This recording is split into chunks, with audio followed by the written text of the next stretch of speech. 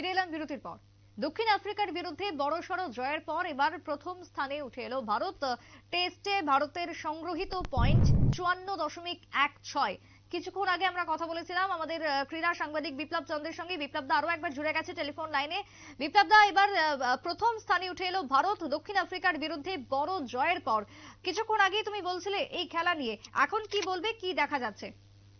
দেখো, বিগত কয়েকটা দিন ধরে কিন্তু ভারতীয় ক্রিকেট দলের কিন্তু অবস্থাটা সেভাবে ছিল না।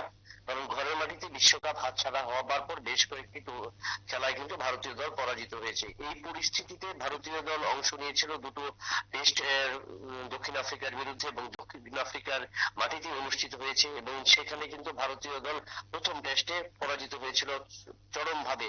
অর্থাৎ ইনিংস এবং 31 রানে ভারতীয় দল পরাজিত হয়।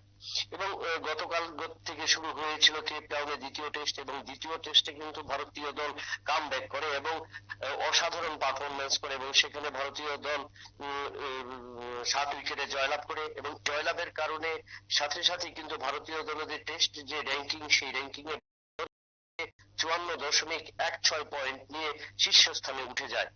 এবং এই উঠে যাওয়ার কারণে ভারতীয় দল কিন্তু এবার শীর্ষস্থান দখল করেছে দীর্ঘদিন পর, এবং সেখানে দ্বিতীয় স্থানে দক্ষিণ আফ্রিকা, এবং দক্ষিণ আফ্রিকার পয়েন্ট হলো 50.00, এবং তৃতীয় স্থানে রয়েছে যথাক্রমে নিউজিল্যান্ড, অস্ট্রেলিয়া, এবং পঞ্চম স্থানে বাংলাদেশ রয়েছে। তো সেক্ষেত্রে ভারতীয় দলের পরিস্থিতিটা একটা সময় এতটাই খারাপ ছিল যে ভারতীয় দল টেস্ট র্যাঙ্কিং এ যেখানে ওয়ানডে একদিবসীয় লড়াইতে ভারতীয় দল চ্যাম্পিয়নশিপ করে, অর্থাৎ আইসিসি র্যাঙ্কিং এর ক্রমপর্যায়ে শীর্ষস্থানে, সেখানে কিন্তু টেস্টের ভারতীয় দলের স্থান ছিল অনেকটাই নিচে।